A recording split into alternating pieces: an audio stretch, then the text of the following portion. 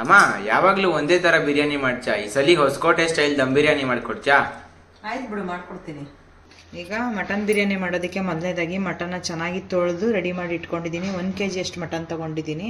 ಈಗ 1 ಸ್ಪೂನು ಶುಂಠಿ ಬೆಳ್ಳುಳ್ಳಿ ಪೇಸ್ಟ್ ಹಾಕೊತಾ ಇದ್ದೀನಿ. ಉಪ್ಪು ಹಾಕ್ತಾ ಇದ್ದೀನಿ. 1 ಸ್ಪೂನ್ ಧನಿಯಾ ಪೌಡರು, ಸ್ವಲ್ಪ ಅರಿಶಿನ ಪುಡಿ, ಖಾರದ ಪುಡಿ ಹಾಕ್ತಾ ಇದ್ದೀನಿ. ಮೊಸರು ಹಾಕ್ತಾ ಇದ್ದೀನಿ 1-2 ಸ್ಪೂನು. ಈ ಥರ ಮ್ಯಾರಿನೇಷನ್ ಮಾಡೋದ್ರಿಂದ ಮಟನ್ ತುಂಬಾ ಸಾಫ್ಟ್ ಆಗುತ್ತೆ, ರುಚಿನೂ ಕೂಡ ಚೆನ್ನಾಗಿ ಬರುತ್ತೆ. ಹಾಗಾಗಿ ಈ ಥರ ಮೊದಲಿಗೆ ಬಿರಿಯಾನಿ ಮಾಡಬೇಕಾದ್ರೆ ಈ ಥರ ಮ್ಯಾರಿನೇಟ್ ಮಾಡಿ ಇಟ್ಕೊಳ್ಳಿ. ನೋಡಿ, ಪ್ಲೇಟ್ ಮುಚ್ಚಿ ಒಂದು ಅರ್ಧ ಗಂಟೆ ಇಡ್ತಾ ಇದ್ದೀನಿ. ಈಗ ಬಿರಿಯಾನಿ ಮಾಡೋದಕ್ಕೆ ಒಂದು ಮಸಾಲೆ ಪದಾರ್ಥನ ಹುರ್ಕೊಳ್ಳೋಣ. ಇದಕ್ಕೆ ಧನಿಯಾ ತೊಗೊಂಡಿದ್ದೀನಿ, ಜೀರಿಗೆ, ಮೆಣಸು, ಹಾಗೆ ಸೋಂಪು, ಕಲ್ಲು ಹೂವು, ಹಾಗೆ ಏಲಕ್ಕಿ ತೊಗೊಂಡಿದ್ದೀನಿ, ಹಾಗೆ ಚಕ್ಕೆ, ಲವಂಗ ಮತ್ತು ಪಲಾವ್ ಎಲೆನ ತೊಗೊಂಡಿದ್ದೀನಿ. ಇಷ್ಟು ಸ್ಪೈಸಸ್ನ ಹಾಕಿ ಒಂದು ಮಸಾಲೆ ಪೌಡ್ರನ್ನ ಮಾಡ್ಕೊಳ್ಳೋಣ. ಇದನ್ನು ಸ್ವಲ್ಪ ಫ್ರೈ ಮಾಡ್ಕೊತಾ ಇದ್ದೀನಿ. ಯಾವುದೇ ಬಿರಿಯಾನಿ ಮಾಡಬೇಕಾದ್ರೂ ಅಷ್ಟೇ ಈ ಥರ ಸ್ಪೈಸಸ್ನ ಹುರಿದು ಪೌಡ್ರ್ ಮಾಡಿಕೊಂಡು ಹಾಕಿದ್ರೆ ಟೇಸ್ಟ್ ಚೆನ್ನಾಗಿರುತ್ತೆ. ನಿಮಗೆ ಟೈಮ್ ಇಲ್ಲ ಅಂತಂದರೆ ಅಂಗಡಿನಲ್ಲಿ ಗರಂ ಮಸಾಲ ಪ್ಯಾಕೆಟ್ ಸಿಗುತ್ತೆ, ಆ ಬಿರಿಯಾನಿ ಮಸಾಲೆ ಅಂತಲೂ ಸಿಗುತ್ತೆ, ಅದನ್ನು ಕೂಡ ಬಳಸ್ಕೋಬೋದು. ಇದಕ್ಕೆ ನೀವು ಬೇಕಾದರೆ ಜಾಕಾಯಿ ಕೂಡ ಹಾಕೋಬೋದು. ಜಾಕಾಯಿ ನಮ್ಮ ಮನೇಲಿ ಇರಲಿಲ್ಲ, ಸೊ ಹಾಗಾಗಿ ನಾನು ಇಷ್ಟನ್ನು ಹುರ್ಕೊತಾ ಇದ್ದೀನಿ. ನೋಡಿ, ಫ್ರೈ ಆಗಿದೆ. ಇವಾಗ ತಣ್ಣಗಾಗಲಿ ಇದನ್ನು, ಆಮೇಲೆ ಪೌಡ್ರ್ ಮಾಡ್ಕೊತೀನಿ. ಈಗ ಮೊದಲನೇದಾಗಿ ಮಟನ್ ಕೊಬ್ಬು ಹಾಕ್ತಾ ಇದ್ದೀನಿ. ಈಗ ಎಣ್ಣೆ ಹಾಕ್ತಾ ಇದ್ದೀನಿ. ಈಗ ತುಪ್ಪ ಹಾಕ್ತಾ ಇದ್ದೀನಿ, 1-2 ಟೇಬಲ್ ಸ್ಪೂನ್ ಅಷ್ಟು. ಪಲಾವ್ ಸ್ಪೈಸಸ್ ಹಾಕ್ತಾ ಇದ್ದೀನಿ. ಈಗ ಕಟ್ ಮಾಡಿರೋಂಥ ಈರುಳ್ಳಿ ಹಾಕ್ತಾ ಇದ್ದೀನಿ. ಈರುಳ್ಳಿ ಫ್ರೈ ಆಗ್ತಿಲ್ಲ ಅಷ್ಟರಲ್ಲಿ ಒಂದು ಮಸಾಲೆ ರುಬ್ಕೊಳ್ಳೋಣ. 1 ಹಿಡಿಯಷ್ಟು ಕೊತ್ತಂಬರಿ ಹಾಕ್ತಾ ಇದ್ದೀನಿ, ಹಾಗೆ 1 ಹಿಡಿಯಷ್ಟು ಪುದೀನ, ಮತ್ತು ಒಂದು 10 ಹಸಿಮೆಣಸಿನ್ಕಾಯಿ ಹಾಕ್ತಾ ಇದ್ದೀನಿ. ಸ್ವಲ್ಪ ಮೆಂತ್ಯ ಸೊಪ್ಪನ್ನು ಕೂಡ ಹಾಕ್ಕೊಂಡು ರುಬ್ಕೊತಾ ಇದ್ದೀನಿ. ಈಗ ನೋಡಿ, ಇದಕ್ಕೆ ಸ್ವಲ್ಪ ನೀರು ಸೇರಿಸಿ ರುಬ್ಕೊ ಬರ್ತೀನಿ. 1 ಟೇಬಲ್ ಸ್ಪೂನಷ್ಟು ಶುಂಠಿ ಬೆಳ್ಳುಳ್ಳಿ ಪೇಸ್ಟ್ನ ಹಾಕ್ತಾ ಇದ್ದೀನಿ. ಮ್ಯಾರಿನೇಷನ್ ಮಾಡೋಕ್ಕೂ ಕೂಡ ಹಾಕ್ಕೊಂಡಿದ್ದೀನಿ ಶುಂಠಿ ಬೆಳ್ಳುಳ್ಳಿ ಪೇಸ್ಟು. ಸ್ವಲ್ಪ ಶುಂಠಿ ಬೆಳ್ಳುಳ್ಳಿ ಪೇಸ್ಟು ಸ್ವಲ್ಪ ಜಾಸ್ತಿ ಹಾಕಿದ್ರೇ ತುಂಬ ಚೆನ್ನಾಗುತ್ತೆ ನಾನ್ ವೆಜ್ ಐಟಮ್ಮು. ನೋಡಿ, ಇದರಲ್ಲಿರೋಂಥ ಹಸಿ ವಾಸನೆ ಎಲ್ಲ ಹೋಗೋವರೆಗೂ ಫ್ರೈ ಮಾಡ್ಕೊಂಡಿದ್ದಾದಮೇಲೆ ಹೆಚ್ಚಿಟ್ಕೊಂಡಿರೋಂಥ ಸ್ವಲ್ಪ ಮೆಂತ್ಯ ಸೊಪ್ಪನ್ನ ಹಾಕ್ತಾಯಿದ್ದೀನಿ. ಈಗ ಹೆಚ್ಚಿಟ್ಕೊಂಡಿರೋಂಥ 2 ಟೊಮೆಟೊ ಹಾಕ್ತಾಯಿದ್ದೀನಿ. ಈಗ ರುಬ್ಕೊಂಡಿರೋಂಥ ಗ್ರೀನ್ ಮಸಾಲೆ ಹಾಕ್ತಾಯಿದ್ದೀನಿ.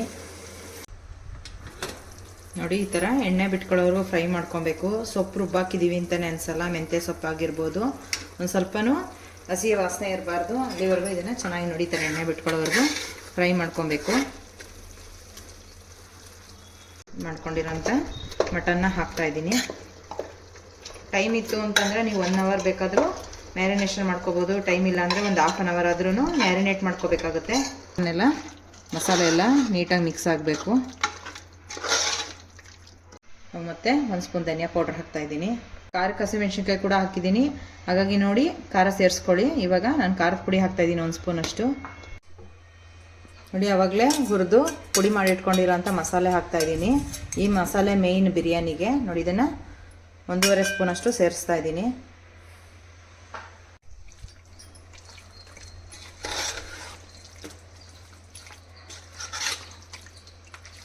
ಈಗ ನೋಡಿ, ಕುಕ್ಕರ್ ಕ್ಯಾಪ್ನ ಜಸ್ಟ್ ಹಾಗೆ ಮುಚ್ತಾ ಇದ್ದೀನಿ.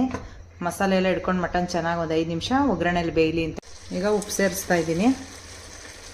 ಈಗ ಬಿಸಿನೀರು ಸೇರಿಸ್ತಾ ಇದ್ದೀನಿ. ಈಗ ನೋಡಿ, ಒಂದ್ಸರಿ ನೀಟಾಗಿ ಮಿಕ್ಸ್ ಮಾಡಿಕೊಂಡು ಕುಕ್ಕರ್ ಕ್ಯಾಪ್ನ ಮುಚ್ತಾ ಇದ್ದೀನಿ. ಈಗ ಕುಕ್ಕರ್ ಕ್ಯಾಪ್ನ ಮುಚ್ಚಿ ಇದನ್ನು 5 ವಿಷಲ್ ಕೂಗಿಸ್ಕೊತಾ ಇದ್ದೀನಿ. ಈಗ ನೋಡಿ, ಆಯಿಲೆಲ್ಲ ಬಿಟ್ಕೊಂಡು ಮಟನ್ ಕೂಡ ಫ್ರೈ ಆಗಿದೆ. ನೋಡಿ, ಮಟನ್ನು ಕೂಡ ನೀಟಾಗಿ ಕುಕ್ ಆಗಿದೆ. ಈಗ ನೋಡಿ, ಅರ್ಧ ಗಂಟೆ ನೆನೆಸ್ಕೊಂಡಿರೋಂಥ ಅಕ್ಕಿನ ಹಾಕ್ತಾಯಿದ್ದೀನಿ, ತೊಳೆದು ನೆನೆಸಿರೋವಂಥದ್ದು. ಈಗ ನೋಡಿ, ಜಸ್ಟ್ ಈ ಥರ ನಿಧಾನಕ್ಕೆ ಮಿಕ್ಸ್ ಮಾಡ್ಕೊಬೇಕು. ಏಕೆಂದರೆ ಅಕ್ಕಿ ನೆಂದಿದೆ, ಹಾಗಾಗಿ ಕಟ್ಟಾಗ್ಬಿಡುತ್ತೆ. ಈಗ ಹಾಗೆ ಕುಕ್ಕರ್ ಕ್ಯಾಪ್ನ ಮುಚ್ತಾ ಇದ್ದೀನಿ. ವಿಷಲ್ ಹಾಕೋದು ಬೇಡ. ನೋಡಿದ್ರಲ್ಲ, ಇನ್ನೇನು ಅನ್ನ ರೆಡಿ ಆಗ್ತಿದೆ. ತುಂಬಾ ಸಿಂಪಲ್ ಪ್ರೋಸೆಸ್ಸು. ನೀವು ಕೂಡ ಟ್ರೈ ಮಾಡಿ ನೋಡಿ, ತುಂಬಾ ಚೆನ್ನಾಗಿ ಬರುತ್ತೆ ಮಟನ್ ಬಿರಿಯಾನಿ.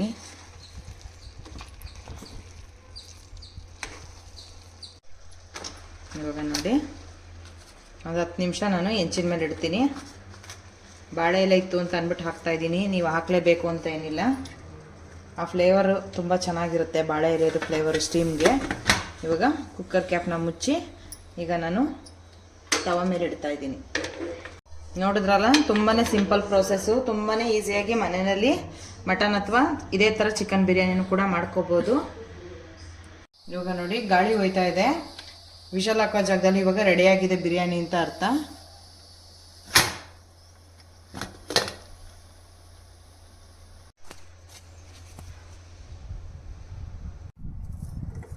ನೋಡಿ